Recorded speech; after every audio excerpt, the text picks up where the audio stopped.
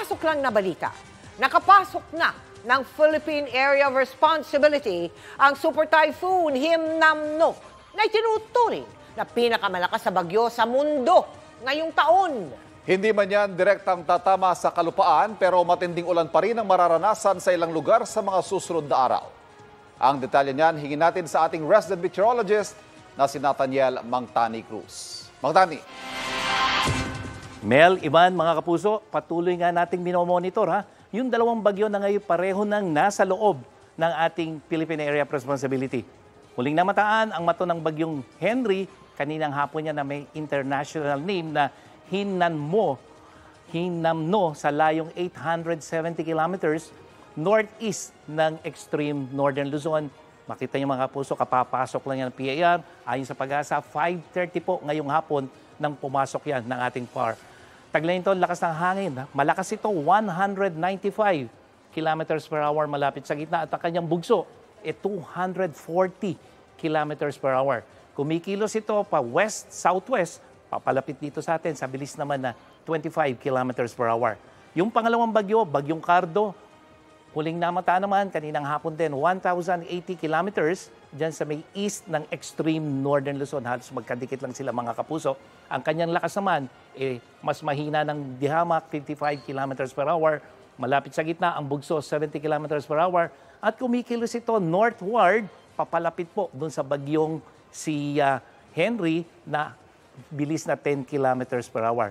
Mga kapuso, nananatiling mababa yung tsansa nitong tumama sa lupa dahil papalapit nga ito sa sirkulasyon ng bagyong Henry. Inaasahan natin, dito sa wind map na titingnan natin, yung merging o yung pagsasama ng sirkulasyon ng bagyong Gardo at ng bagyong Henry na super typhoon. Sa wind forecast ng Metra Weather, mga kapuso, ito po, mabagal nakikilos ang bagyong Henry habang nasa loob ng PAR at halos stationary siya simula bukas, Huwebes, hanggang sa Biyernes. Makikita nyo, hindi yan gagalaw dito sa may east ng Taiwan o dyan sa may east ng Batanes. Pagdating ng Sabado, unti-unti, magbabago ng kilos yan, hindi papalapit dito sa atin, kundi papalayo ng ating bansa at posibleng lalabas siya ng PAR. Araw ng Linggo, papalabas yan, papunta ng kung hindi China ay dyan sa may Japan. At dito mga kapuso, papakita natin, yung kulay pink na yan, kitang-kita po yung sirkulasyon ng bagyo. Yung kulay dilaw, hanggang 80 kilometers per hour yan. Kaya kahit nandun yan sa malayo, may hangin dito sa Batanes at sa ilang bahagi ng Luzon. Pero tingnan natin itong kulay pink na kung saan mahigit 100 kilometro ang hangin na mararanasan dyan. Ito po yung bilog na yan. Kung yan ay ililipat natin, makikita nyo buong northern at central Luzon, kahit malayo yung gitna ng bagyo, kung dadaan yan, yan yung mararanasan. Kaya mabuti po mga kapuso na lang hindi tatama sa bansa itong malakas na bagyo ito dahil kung hindi, kita nyo, northern at central Luzon, sakop nung malakas na hangin na yan na mahigit 100 kilometro.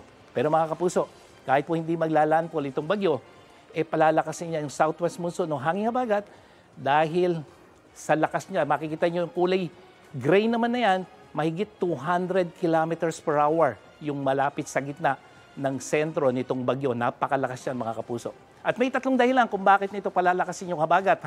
Una, napakalakas itong bagyong ito. At doon sa ating wind intensity, nakita natin kung gaano kalakas yung sentro ng hangin yan, maliban pa rin sa mas mahinang hangin pero may 100 kilometro sa paligid nitong bagyo.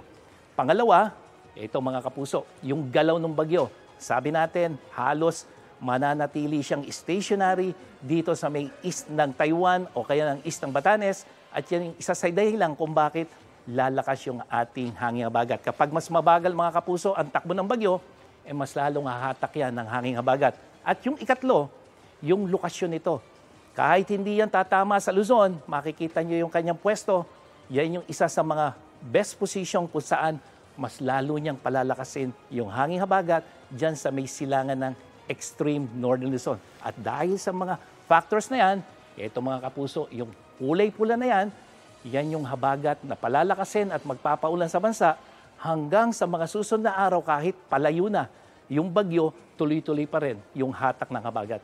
Pero sa ngayon, wala pa pong epekto itong Super Typhoon Henry. Pero dahil sa trough ng bagyong Gardo at yung unti-unting paglakas ng habagat, magiging maulan sa ilang bahagi pa lamang ng bansa bukas. Sa rainfall forecast ng Metra Weather, ito mga kapuso, sa umaga, may ulan ka sa Batanes, Zambales, Batangas, maging sa Mindoro at sa Northern Palawan. Pagdating ng hapon, may mga pag-ulan ka na rin sa nalalabing bahagi ng Northern at Central Luzon. May ilang lugar na makakaranas ng mga malalakas na ulan at yan ay dahil sa mga thunderstorm. Sa mga taga-Metro Manila, hindi pa po malawakan ng ulan bukas. Sa hapon, ilang lugar lamang ang posibleng makaranas ng mga thunderstorm. Sa Visayas, walang ulan sa umaga, walang kakulay-kulayan, pero sa hapon, may ulan ka na sa Panay Island, Negros Provinces, maging sa Cebu at Bohol. May mga hanggang katamtamang ulan. At dating naman sa Mindanao, ito mga kapuso, sa hapon, buong Mindanao makakaranas ng mga pagulan.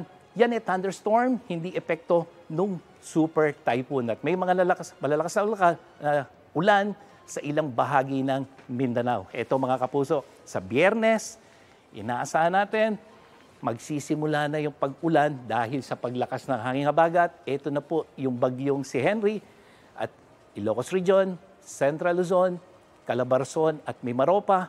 Umaga pa lamang hanggang sa hapon, may mga pag-ulan na sa araw ng Biyernes. At yan ang latest mula sa GMA Weather. Ako po si Nathaniel Cruz, magplano para sigurado. I am ready. Serbisyong totoo ng GMA News.